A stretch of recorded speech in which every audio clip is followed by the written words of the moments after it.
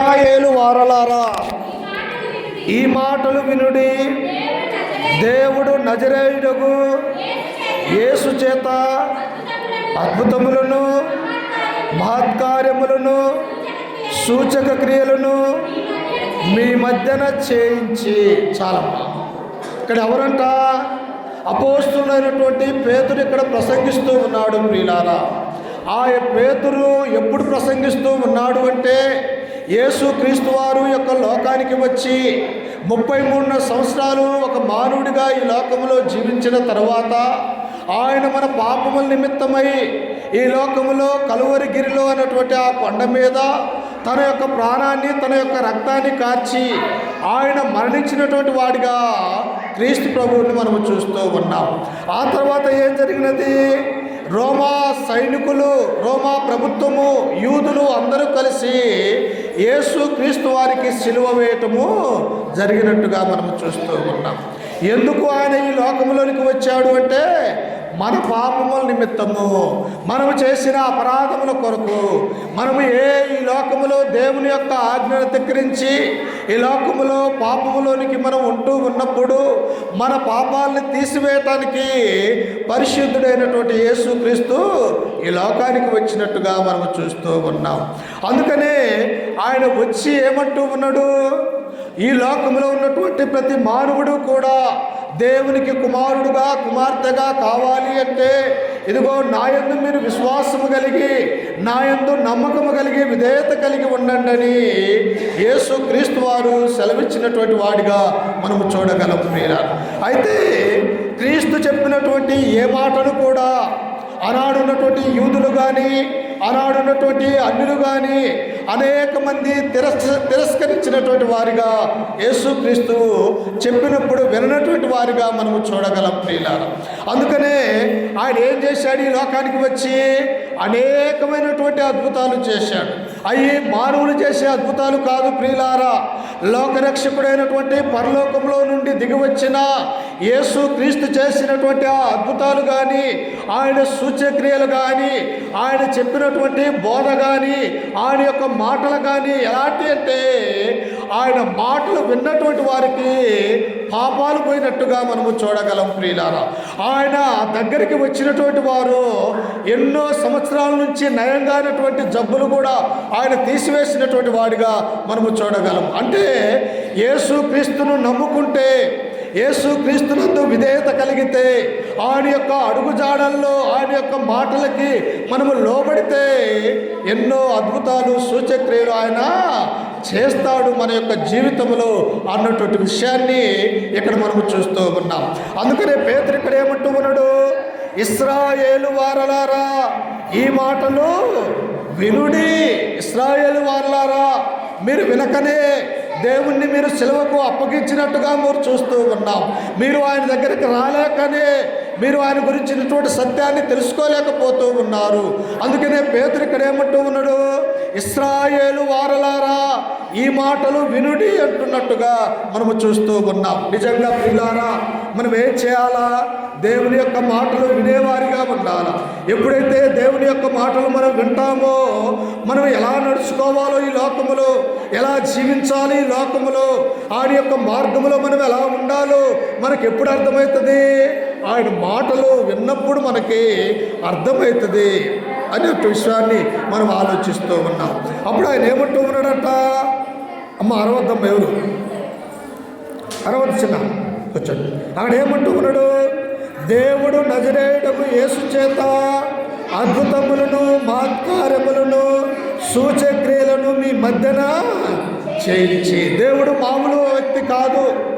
భూమిని, ఆకాశాన్ని, ఇందులో ఉన్న సమస్తాన్ని దేవుడు తన మాట ద్వారా నిర్మించినటువంటి వాడిగా మనము చూడగలం. ప్రియులారా, అంతేకాదు ఆయన 6 దినాలు మన కొరకు కష్టపడినటువంటి వాడిగా ఆదికాండంలో 1వ అధ్యాయంలో మనము చూడగలం. అంటే మానవుడు నివసించటానికి, నా యొక్క కుమారులు, నా యొక్క కుమార్తెలు ఈ లోకంలో బహుగా ఫలించటానికి వారికి కావాల్సినది అన్నీ కూడా నేను చేయాలి అని దేవుడు సంకల్పించినటువంటి వాడిగా మనము చూస్తూ ఉన్నాం.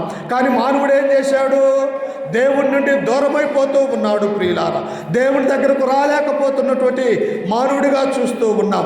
కానీ దేవుడు ఏం కోరుకుంటూ ఉన్నాడు? నా బిడ్డలు నా దగ్గరకు రావాలా, నా పరలోక రాజ్యంలో నాతో పాటు వారు నివసించాలా, ఈ యొక్క పరలోక రాజ్యాన్ని వారందరూ స్వతంత్రించుకోవాలా అన్న ఆలోచన, సంకల్పము దేవునిదని మనము గుర్తు చేసుకుంటూ ఉన్నాం. అందుకనే పేతురు ఇక్కడ ఏమంటూ ఉన్నాడు? యేసు చేత దేవుడు అద్భుతాలు సూచక్రియలు మీ మధ్యన చేయించాడు ప్రియులు, మన మధ్యనే ప్రియుల.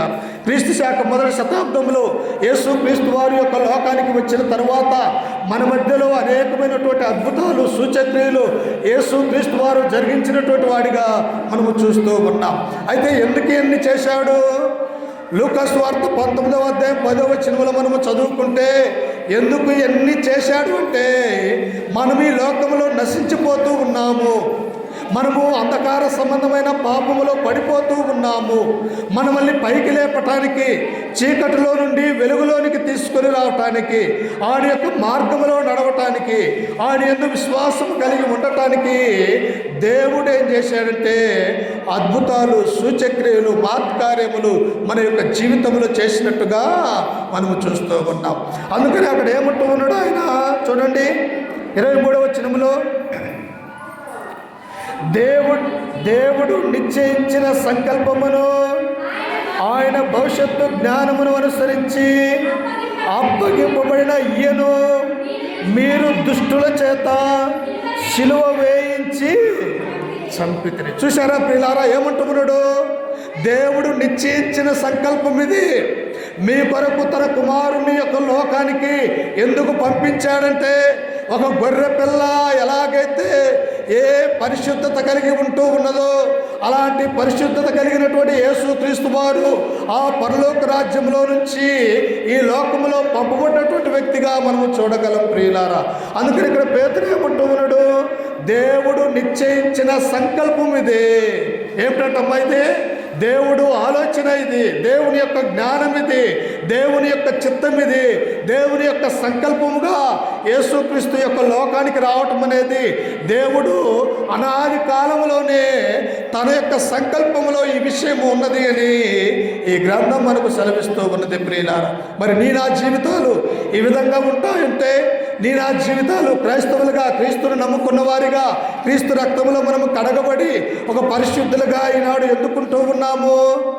ఎందుకంటే ఆయన యొక్క చిత్తము, ఆయన యొక్క సంకల్పం అని ఈ గ్రంథం మనకు సెలవిస్తున్నట్టుగా మనము చూస్తూ ఉన్నాం. అప్పుడు చూడండి కింద వచనములో ఏమంటూ ఉన్నాడట ఆయన?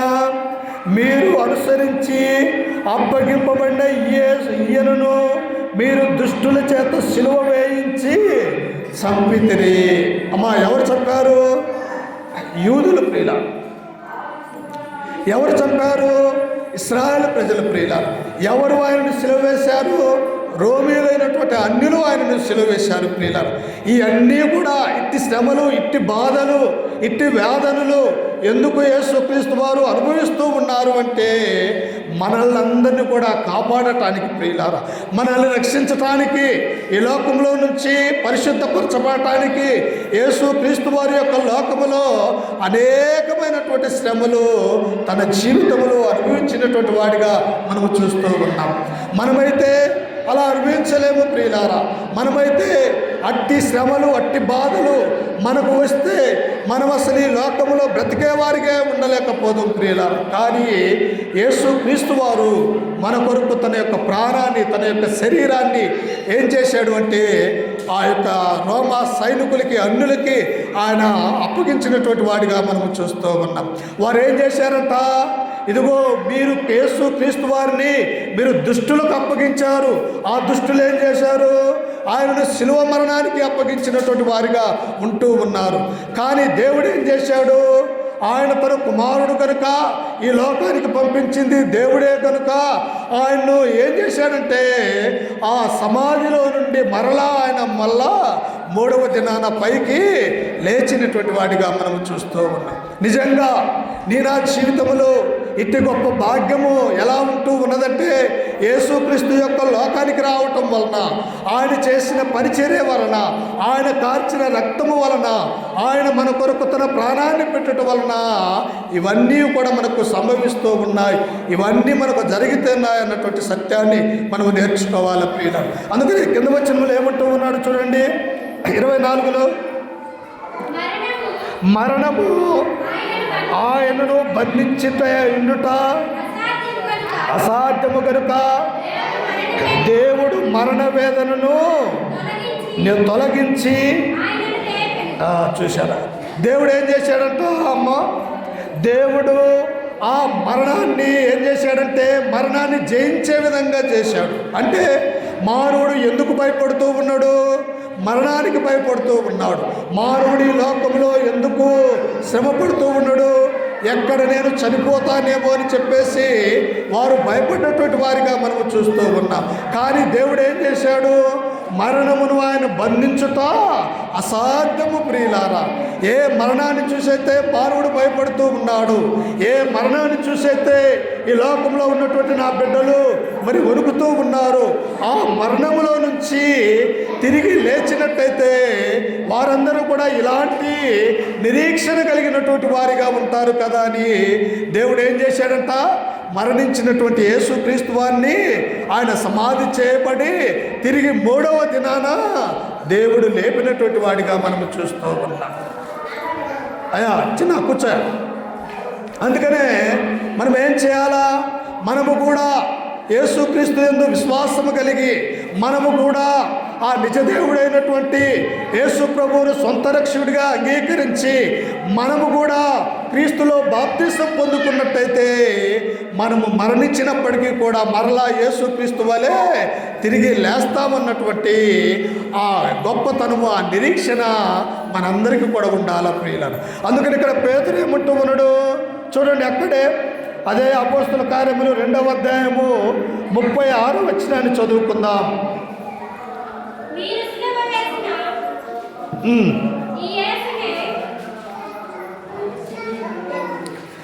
చూడండి, మీరు సిలువ వేసిన యేసునే దేవుడు ప్రభువుగాను క్రీస్తుగాను నియమించెను.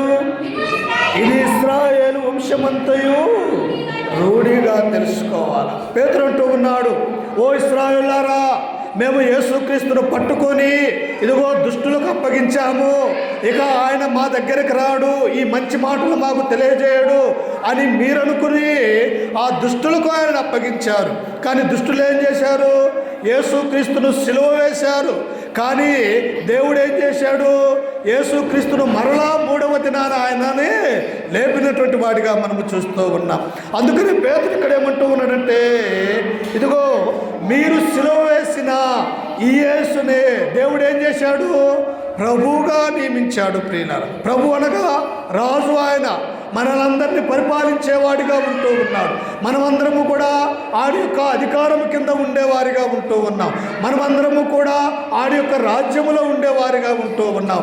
అందుకనే పేతురు ఇక్కడ అంటూ ఉన్నాడు, మీరు సిలువ వేసిన ఈ యేసునే దేవుడు ప్రభువుగాను క్రీస్తుగాను నియమించెను. ఇది ఇశ్రాయేలు వంశమంతయు రూఢిగా తెలుసుకోవాలి ప్రియులారా. ఒక ఇశ్రాయేలు ప్రజలే కాదు, లోకంలో ఉన్నటువంటి మనమందరము కూడా యేసుక్రీస్తు యొక్క గొప్పతనాన్ని మనము తెలుసుకోవాలి.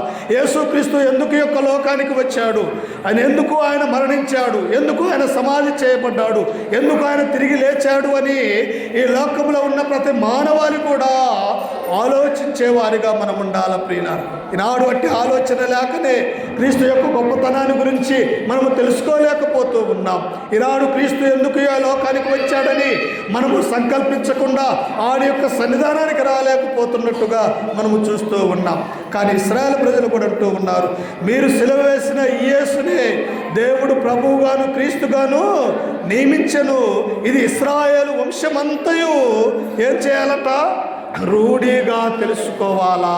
అందరూ కూడా మా కూర్చోండి, మా తిరగొద్దమ్మా, పిల్లలారా తిరగొద్దు, అందరూ కూర్చోండి. అందుకంటున్నాడు చూడండి 37వ వచనంలో, వారు ఈ మాట విని హృదయములో నొచ్చుకొని, సహోదరులారా మేమేమి చేతుమని పేతురును కడమ అపోస్తలులను వారు విన్నారు. ప్రియులారా, విన్నటువంటి ఆ వాక్యాన్ని వారేమంటూ ఉన్నారు, మేమేం చేయాలి, ఏం చేయాలా, ఏం చేస్తే యేసుక్రీస్తును మేము పొందుకోగలము, మేము ఆయన్ను తెలుసుకోలేకపోతూ ఉన్నాము. ఆయన ఈ లోకంలో ఉన్నప్పుడు ఒక మానవుడని మేము అనుకున్నాము. మేము ఇప్పుడు ఏం చేయాలా, జరిగిపోయినది రాదు. యేసుక్రీస్తుని యొక్క లోకంలో ఉన్నప్పుడు ఆయనను రక్షకుడని మేము తెలుసుకోలేకపోతూ ఉన్నాము. ఆయన ఇప్పుడు మరణించాడు, తండ్రి యొద్దకు వెళ్ళిపోయాడు. మేము ఏం చేయాలని చెప్పేసి ఇశ్రాయేలు ప్రజలు ఎవరిని అడుగుతూ ఉన్నారమ్మా? అపోస్తలుడైనటువంటి పేతురును అడుగుతూ ఉన్నాడు. మరి మనము కూడా మన యొక్క జీవితాలు బాగుపడాలంటే, మన యొక్క కుటుంబము ఆశీర్వదించబడాలంటే మనం ఇప్పుడు ఎవరిని అడగాల? దైవజనుల్ని అడగాల. అయ్యా, నేను ఈ లోకంలో నుంచి ఒక నిజమైనటువంటి క్రైస్తవుడిగా నేను మారాలంటే నేను ఏం చేయాలా అని అన్నప్పుడు క్రైస్తవుడు, సువార్థికుడు ఏం తెలియజేస్తాడో తెలుసా? ఇదిగో నీవు క్రీస్తులోనికి వచ్చి బాప్తిసం అనే పొందమని దైవజనులు చెబుతారు.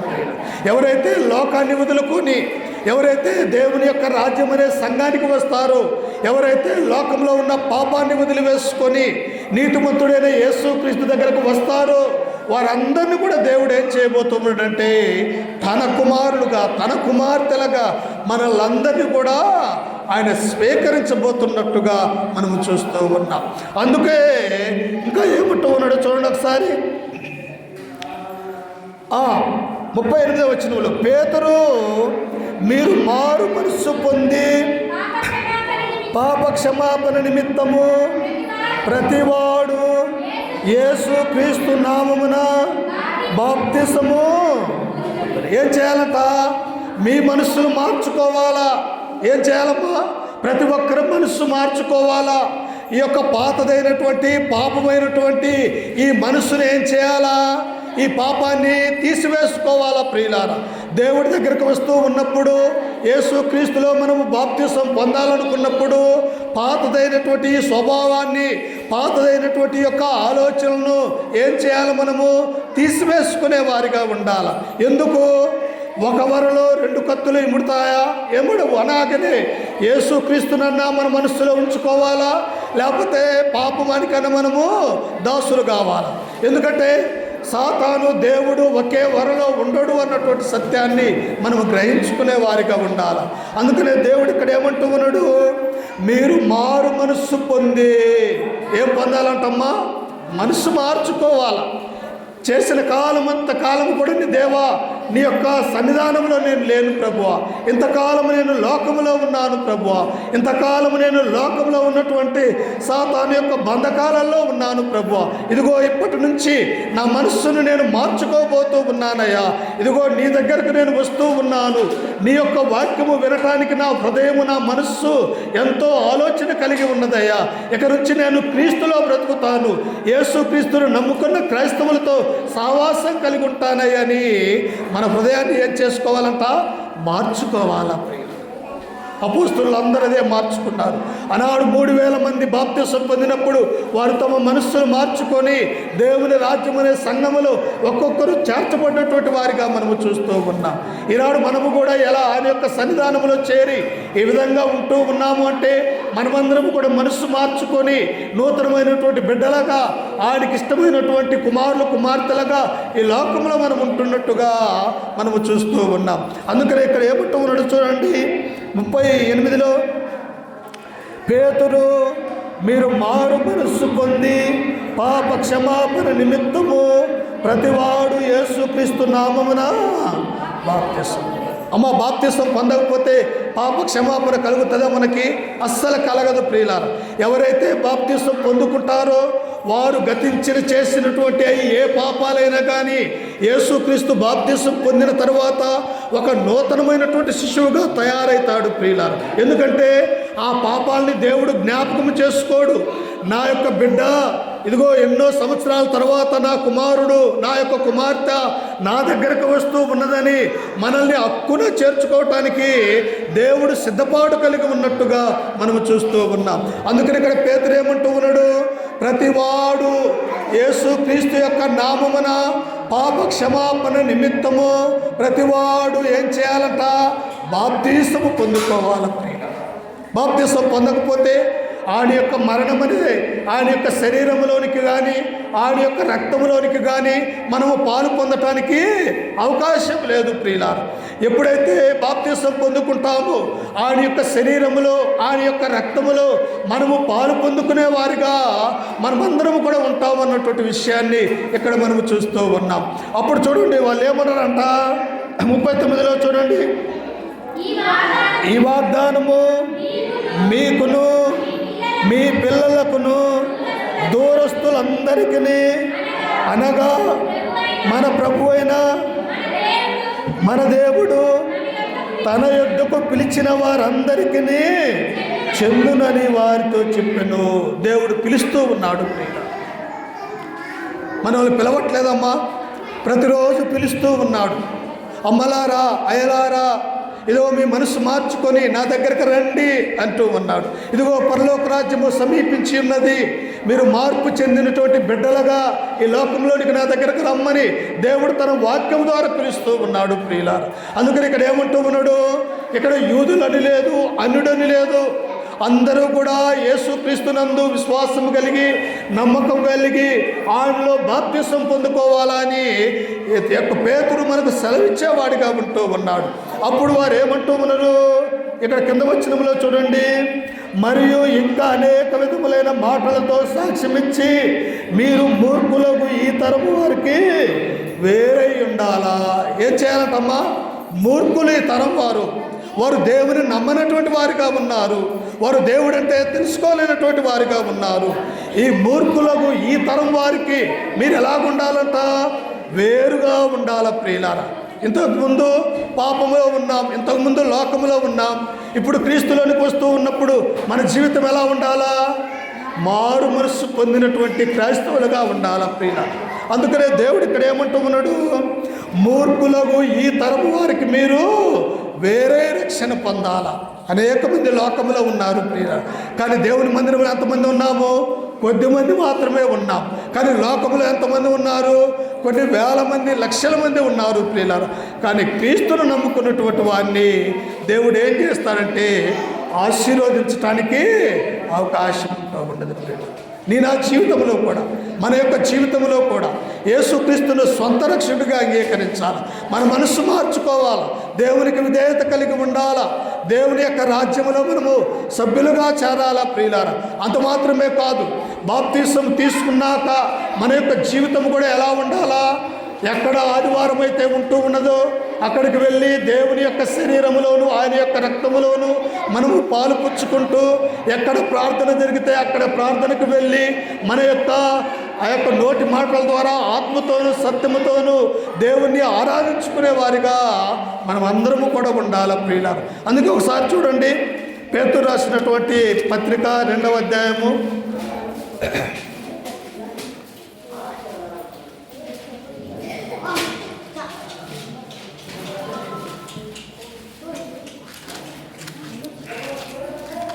2వ వాక్యం చదువుకొని ముగించుకుందామమ్మా, నా గొంతు పూర్తిగా పోయింది. పేతురు రాసినటువంటి పత్రిక 2వ అధ్యాయం 1వ వచనం చదువుకున్నాం. ప్రభు దయాళుడని మీరు రుచి చూచి ఉన్న ఎడల సమస్తమైన దుష్టత్వమును, సమస్తమైన కపటమును, వేషధారను, అసూయను, సమస్త దూషణ మాటలను మానివేయాలా. మా బాప్తిసం పొందుకున్నాక ఎలా ఉండాలి మనము? అయ్యా పిల్లలు, నేను చెప్పేదే కొంత, మీరు ఒక 60 ఎవరు పిల్లలు? అది అక్కడ అంటున్నాడు, ఏమంటున్నాడు?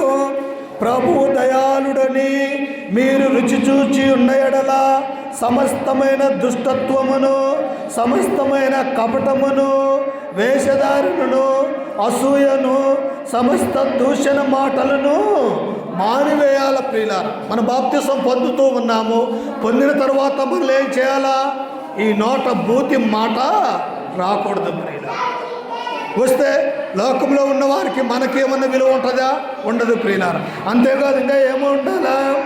ఆయన వేషధారణ అనేది చేయకూడదు ప్రియులారా. వేషధారణ అంటే క్రైస్తవులుగా ఉంటారు, మరలా మనము పాపానికి చేయటానికి అవకాశం ఉంటుంది. అలాంటి వేషధారణ మనము చేయకూడదు. మనము నిజమైన క్రైస్తవులమైతే, నిజమైన దేవుని యొక్క భయము కలిగినటువంటి వారమైతే, యేసుక్రీస్తు ఎలాగైతే పరిశుద్ధత కలిగి ఉన్నాడు, నేను అలాంటి జీవితాన్ని జీవించాలా అని మనమేం చేయాలా? దేవుని వలె ఉండటానికి అవకాశం కలిగినటువంటి వారిగా ఉండాల ప్రియులారా. అంతేకాదు ఇక్కడ ఏమంటూ ఉన్నాడు ఆయన, వేషధారణను, అసూయను, సమస్త దూషణ మాటలు మాని ఏం చేయాలా?